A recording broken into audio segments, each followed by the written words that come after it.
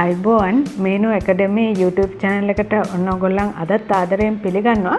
ඉතින් මම හිතන ඔයගොල්ලන් හොඳින් ඉන්නවා ඇති කියලා. මම අද කරන්න යන්නේ පවුච් එකක්. ඉතින් මේ දවස් ටිකේම අපි පොඩි දේවල් කරා. මොකද ඔයගොල්ලන්ට ගෙදර ඉන්න ගමන් ඕනෙම කෙනෙකුට ඉතාමත් පහසුවෙන් කරන්න පුළුවන් දේවල් තමයි මම මේ දවස්වල දිගටම කියලා දෙන්නේ. ඉතින් අද කරන්න යන පවුච් එක තමයි මෙන්න මේක. ඔයගොල්ලන්ට සාමාන්‍යයෙන් ඔෆිස් යනකොට කාන්තාවක් වුණාම පොඩි දේවල් ටිකක් දාගෙන යන්න ඕනේ. ඉතින් අන්න ඒක සඳහා තමයි මම මේක නිර්මාණය කරේ. මේකත් පුළුවන් ඉවත දාන රෙදි වලින් වගේ කරගන්න. ඒ කියන්නේ අපි මහලා මොකක් හරි මහලා ඉවත් කරන රෙදි මේකට ප්‍රයෝජනෙට ගන්න පුළුවන්. මෙන්න මේ වගේ හොඳට ඇරෙනවා. ඇරිච්චාම ලොකු ඉඩක් මේක ඇතුලේ තියෙනවා.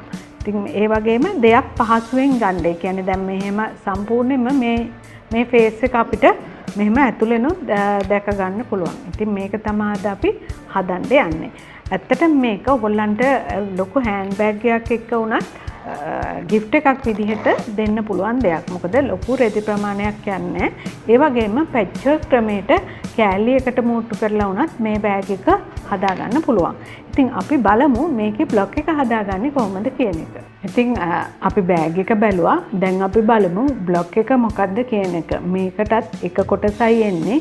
ඒ වගේම රෙදි කොටස් එකයි ලයිනින් කොටස් එකයි විතරයි ඕගොල්ලන්ට කපා ගන්න වෙන්නේ. ඉතින් මෙන්න මේක තමයි බ්ලොක් එක. මෙන්න මේ වගේ නමපුවාම එක ගන්නට එන්න ඕනේ. ඉතින් මෙන්න මෙතන සම්පූර්ණ උස. ඒ කියන්නේ මෙතන ඉඳන් මෙතෙන්ට තියෙන උස වෙනවා සෙන්ටිමීටර් 30ක්. ඒ වගේම මේකේ වැඩිම පළල. ඒ කියන්නේ වැඩිම පළල කියන්නේ මේ ත්‍රිකෝණ වගේ තියෙන තැන් වලට තියෙන පළල. ඒ කියන්නේ මෙතන පළලයි මේ ටිකේ මේ කොටස් තුනේ පළල තමයි ඒ වැඩිම පළල කියලා කියන්නේ. ඒ පළල වෙනවා සෙන්ටිමීටර් 24ක්. ඉතින් ඔයගොල්ලන්ට ලේසියෙන්ම මේක හදාගන්න ඕන නම් මුලින්ම කරන්න තියෙන්නේ සෙන්ටිමීටර් 30යි 24ට කොටුවක් කපා ගන්න එක. ඊට පස්සේ ඔයගොල්ලන්ට පුළුවන් මේ විදිහට ඇඳ ගන්න. ඒකේ මැද ඉඳන් සෙන්ටිමීටර් 17 දෙපැත්තට ලකුණු කරන්න ඕනේ. ඒ කියන්නේ මෙතන ඉඳන් මෙතෙන්ට සෙන්ටිමීටර් 17ක් වෙනවා. ඊට පස්සේ මේ දෙපැත්ත සෙන්ටිමීටර් 6යි. මේවා ඔක්කොම 8 තමයි යන්නේ. මෙහෙම 8ක් යනවා. ඊට පස්සේ නැවතත් මෙහෙම 8ක්, ආයෙත් 8ක්, ආයෙ 8ක්, මෙතන 6ක්. ඉතින් මේක දෙකට නමලා වුණත් ඉතා පහසුවෙන් ඇඳ ගන්න පුළුවන්.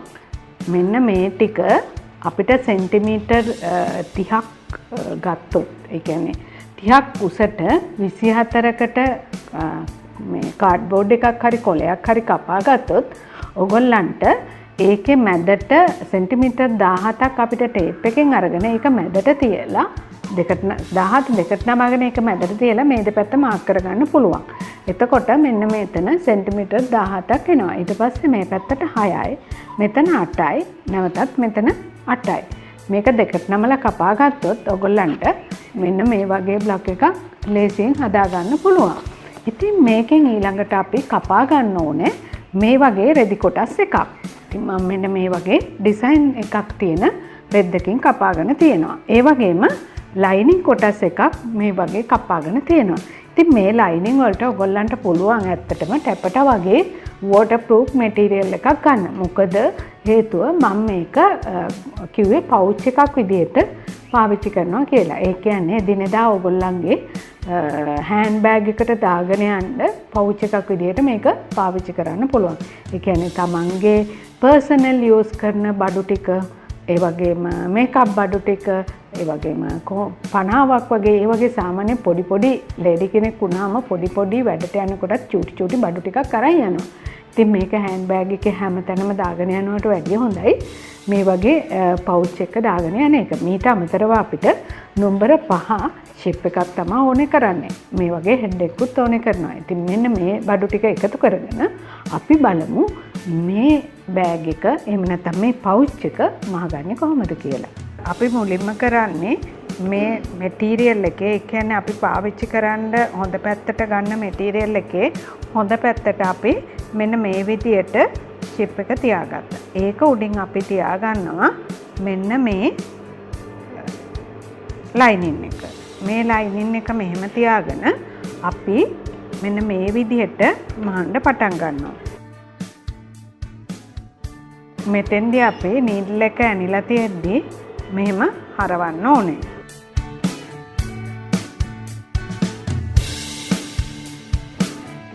මේ පැත්තත් අපි නීඩල් එක ඇනලා තියෙද්දි මේ විදිහට හරවලා අපි මෙන්න මෙහෙම ඒ කොටසත් මහ ගන්නවා. ඊට පස්සේ අපි කරන්නේ මේක මෙන්න මෙහෙම අරගෙන මේකේ අනිත් පැත්තට අපිට පුළුවන් මේ කොටස් දෙක නැවතත් අල්ලගන්න. ඉතින් මේක අල්ලගන්න ඉස්සෙල්ලා අපිට පුළුවන් මේක අවුට්ලයින් කරගන්න. ඉතින් අවුට්ලයින් කරනකොට ලයිනින් එක මේ විදිහට හොඳට ඇදලා අරගෙන අපි අවුට්ලයින් කරගන්න ඕනේ.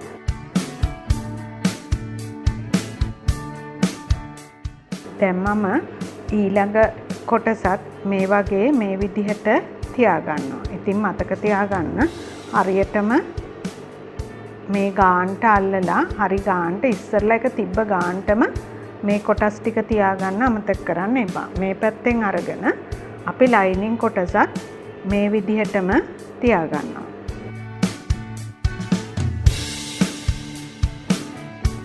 ඊට පස්සේ අපි තුනම එකතු කරලා මහන්න පටන් ගන්න ඕනේ. ඉතින් මේකත් නීඩල් එක ඇනලා තියෙද්දි අපිට පුළුවන් පුට් එක උස්සලා මේ විදිහට හරවන්න.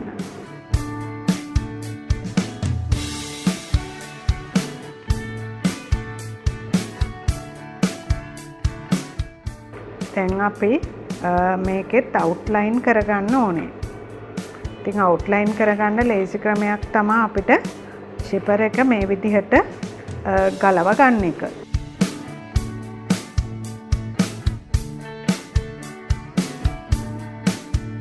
දැන් මෙහෙම ගලවගත්ත එක අපි මේ පැත්තත් අර වගේම අවුට්ලයින් කරගන්නවා.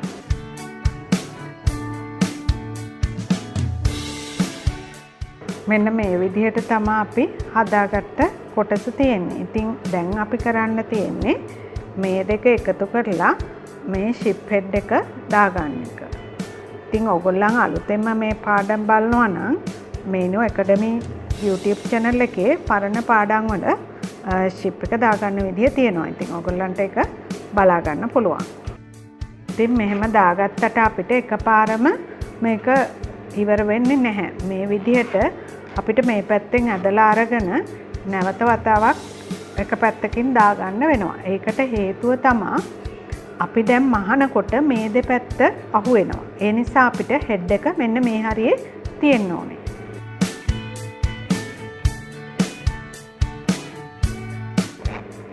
මෙන්න මෙහෙම මම මේ විදිහට හෙඩ් එක මැද හිටින්න දාගන්නවා. දැන් මගේ ගොඩක් දේවල් ඉවරයි.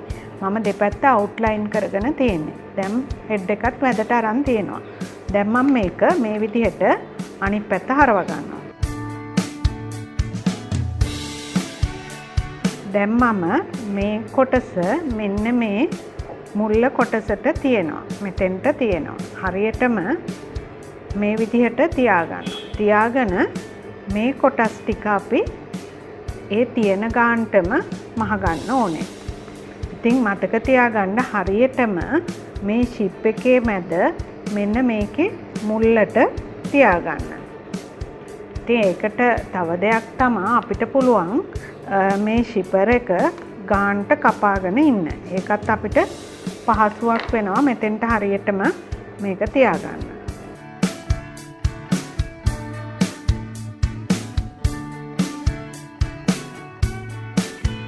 මේ පැත්තටත් අපි මෙතන ෂිපර් එක මැදට වැහුණට පස්සේ අපි මේ පැත්ත හරවලා මේ කොටසත් මෙහෙම ගානට තියාගෙන අපි මේ ටිකත් මේ විදිහට මහ ගන්නවා.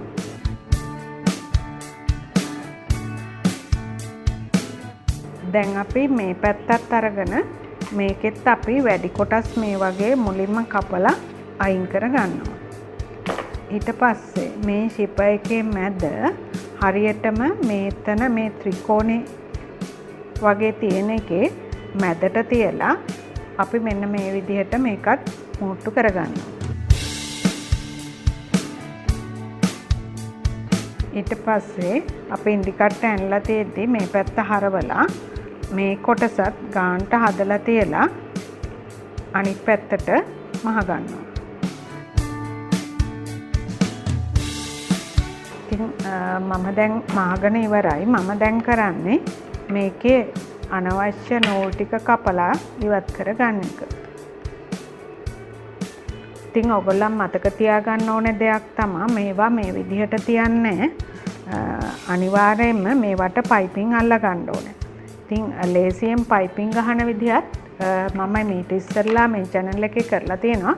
ඔයගොල්ලන් ඉස්සරහත් මේ පාඩම් දිගටම බලාගෙන ආවනම් ඒක දන්නවා ඇති. ඉතින් අපි මේ විදිහට අනිත් පැත්ත හරවමු.